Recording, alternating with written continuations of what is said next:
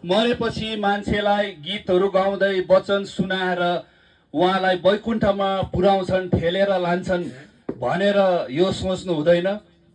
यो आजको हामीले यो गर्दै गरेको सेवकाई आमालाई स्वर्गीय पुर्याउनको लागि यो गरिएको सेवकाई होइन।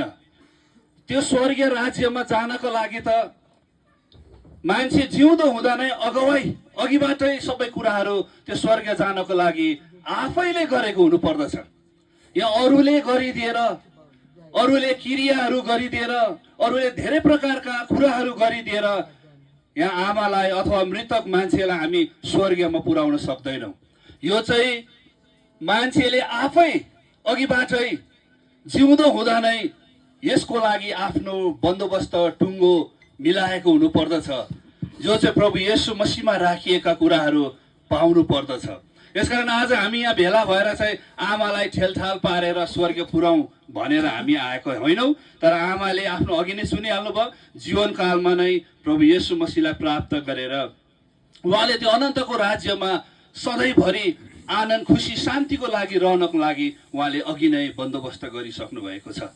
यस कारणले गर्दा फेरि आज हामी यहाँ जुटेका चाहिँ यो मृत्युमा आएर चाहिँ हामी जिउँदाहरूले चाहिँ सोच्नु पर्ने अवस्थाको लागि हामी यहाँ आएका हौँ। हामी जिउँदाहरूले चाहिँ यो मृत्युको समयमा आइवरिकन चाहिँ हामीले आफैले आफ्नो विषयमा, म पनि एक दिन यसरी नै मृत्युमा जान्छु, मेरो मृत्युको पश्चात चाहिँ मेरो पछाडि कतिले के कुरा गर्ने हो, अनि मेरो मृत्युको पश्चात चाहिँ मेरो अनन्त कहाँ सकिने हो, त्यो बारेमा सोच्नको लागि तपाईँ र म आएको हौँ।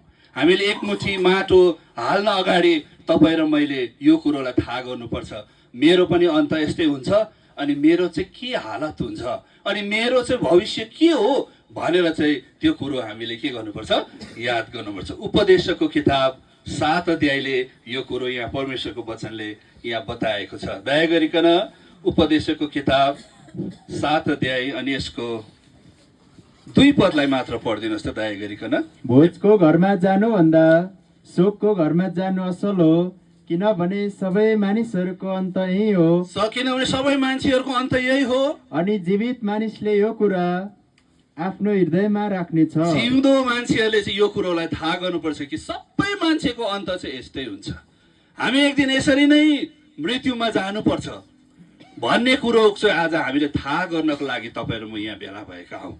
यस कारणले गर्दा फेरि आज हामी जिउँदाहरूको लागि यो आजको सेवकाई हो। यो सेवकाई चाहिँ आज तपाईँ र मेरो लागि हो।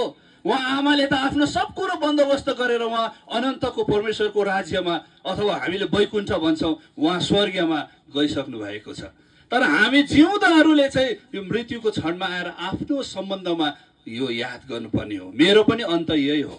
अनि यो चाहिँ यहाँनिर के गर्नुपर्छ अरे, अनि यहाँनिर भन्दछ, and the living will take it to his heart, है। उसको हृदयमा यो कुरोलाई उसले राख्नुपर्छ कि मेरो पनि अन्त यस्तै हुन्छ। अनि मेरो लागि चाहिँ मैले के बन्दोबस्त गरेको छु, मेरो सम्बन्धमा चाहिँ मैले के गरेको छु। उहाँ आमाले त सबै कुराहरू 1972 सालमा प्रभुलाई पाइवरिकन सबै कुराहरू मिलाउनु भएको रहेछ भने मेरो चाहिँ के अवस्था छ आज तपाईँ र मैले निहाल्नु पर्ने यो समय हो। अब हामी परमेश्वरको वचनबाट 1-2 कुराहरू, यो मृत्यु सम्बन्धित कुराहरू हामी यहाँनिर हेर्नेछौँ, जुन कुरोले चाहिँ तपाईँ र मलाई मृत्युको सम्बन्धमा, आफ्नो जीवनको सम्बन्धमा र मृत्यु पश्चातको सम्बन्धमा के कुरो रहेछ त्यो सोच्न बाध्य बनाउँदछ। हामी हिब्रूको किताब 9 अध्यायको एउटा मात्र हामी पदलाई पढ्नेछौँ।